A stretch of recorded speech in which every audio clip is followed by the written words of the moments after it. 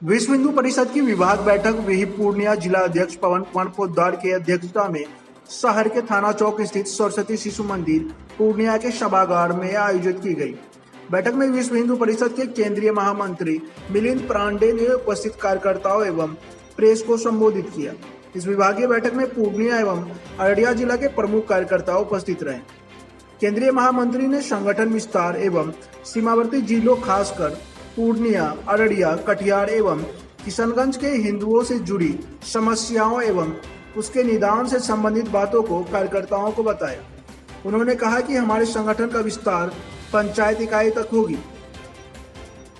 स्वावलंबी भारत योजना के तहत गौपालन, जैविक कृषि, महिला लघु कुटीर उद्योग, महिला स्वास्थ्य चिकित्सा, महिला स्वावलंबन लागू की जाने की मांग भी उन्होंने की। बजरंग दल के द्वारा सेवा कार्ड का विस्तार, बालोपसक केंद्र एवं चीन निर्मित सामान का बहिष्कार वर्तमान समय में उन्होंने करने की बात की। उन्होंने सीमांचल की समस्या, लव जिहाद, गौ तस्करी, धर्मांतरण, घुसपैठ एवं सीमांचल के जटिल समस्याओं पर अपने विचार भी रखी। परिषद के दृष्टि से उत्तर बिहार का प्रवास चल रहा है। पूर्ण जो कोरोना के दौरान विश्व हिंदू परिषद ने पूर्ण देश भर में सेवा कार्य किया, तो लगभग 1.25 करोड़ लोगों को तैयार भोजन अपने माध्यम से दिया गया और लगभग इसके अलावा 40 लाख से अधिक परिवारों को देश भर में 15 दिन का, 1 माह का सूखा अनाज भी दिया गया। दुर्भाग्य से अभी उत्तर बिहार में पुनः एक और प्राकृतिक आपदा आ गई है, वह यानी बाढ़ की। और इसलिए विश्व हिंदू परिषद ने तय किया है कि उत्तर बिहार में भी पुनः कोरोना चलते हुए जो दूसरा संकट आया है, इसमें भी कुछ न कुछ सेवा कार्य करना चाहिए। और इसलिए अभी मुजफ्फरपुर है, बाद में झंझारपुर है, बेगूसराय है, गोपालगंज है, ऐसे अलग अलग जिलों में, मधुबनी है, हम लोग जो जरूरतमंद परिवार है, ऐसे सैकड़ों परिवारों में अभी हम सेवा प्रारंभ कर दी है। इसमें कुछ लोगों का ऐसा कहना है कि पुनः एक बार बारिश और बाढ़ का विषय हो सकता है 1 महीने भर में।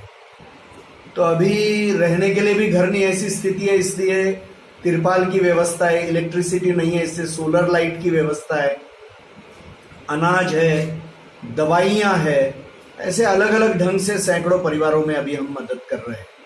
तो कल मुजफ्फरपुर में इसका प्रारंभ हो गया और बाकी भी कुछ प्रांतों में, सीतामढ़ी सहित अन्य भी कुछ प्रांत के जिलाओं में यह कार्य अभी प्रारंभ हो गया है। यह एक विषय महत्व का यहाँ आने का था, तो अगले महीना भर हम ये सेवा कार्य में लगे रहेंगे। दूसरा विषय है कि ये जो सीमावर्ती क्षेत्र है, पूर्णिया में आने का कारण भी यह है कि सीमावर्ती क्षेत्रों में हिंदुओं के ऊपर के, मुसलमान समाज के अनेक वर्गों द्वारा होने वाले हमले बढ़ते जा रहे हैं। यहाँ पर जो एक हमला अभी बीच में ही हुआ था, अपने पिछड़े वंचित समाज के एक बंधु थे, उनकी मृत्यु भी अभी यहाँ पर हो गई, सर्वलाल जी। उसके बाद में एक लड़की का भी अपहरण अभी हुआ है, अभी 2-3 दिन पहले ही। और आए दिन ये घटनाएं पूर्ण किशनगंज है, पूर्णिया है, कटिहार है, अररिया, ये सारे क्षेत्रों में हो रही है।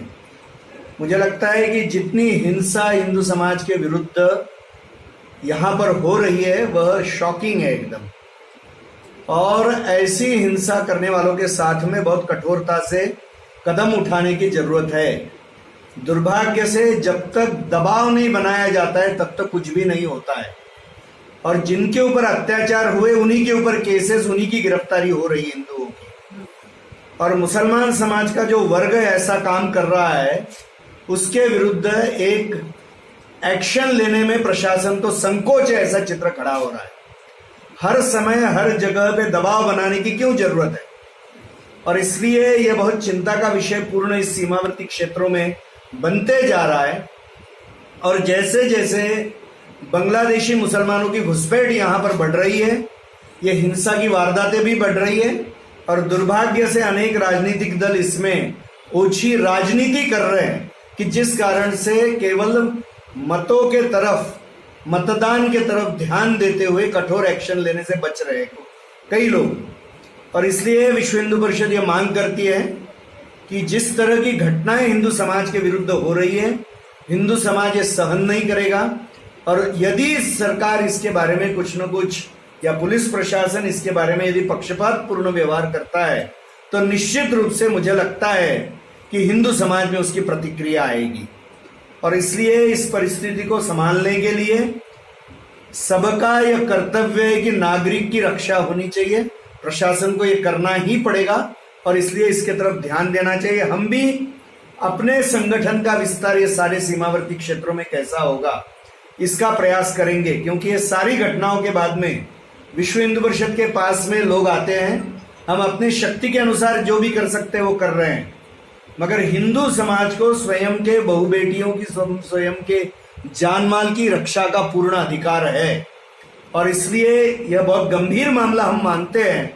हम प्रशासन को पुनः प्रकट रूप से इस प्रेस कॉन्फ्रेंस के माध्यम से कहना चाहते हैं कि अपने कर्तव्यों की तरफ वो ध्यान दे और हर नागरिक को यहां पर सुरक्षित लगना चाहिए और कोई भी राजनीति इसमें आए बगैर ये जो अत्याचार हो रहे हैं उनको कठोरता से कुचलने की जरूरत है।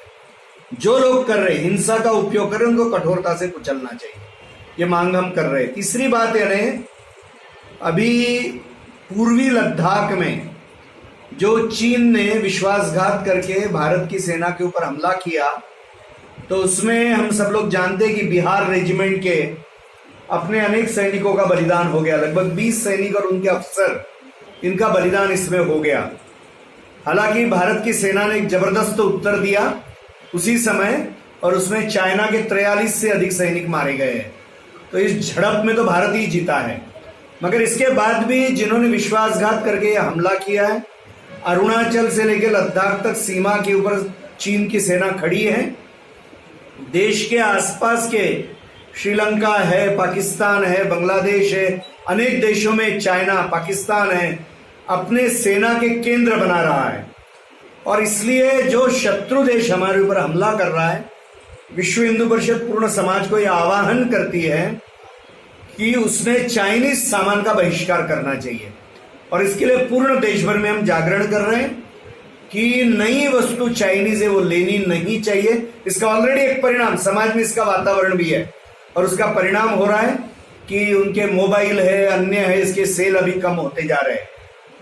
और हम ये दूसरा आह्वान कर रहे हैं कि भारत के जो उद्यमी हैं और भारत के अंदर के अनेक व्यापारी हैं, उन्होंने गुणवत्ता वाली पर्यायी वस्तुएं, इनका निर्माण भारत में करने की तरफ ध्यान देना चाहिए, ताकि लोगों को चाइनीज वस्तु खरीदने की बाध्यता नहीं रहेगी।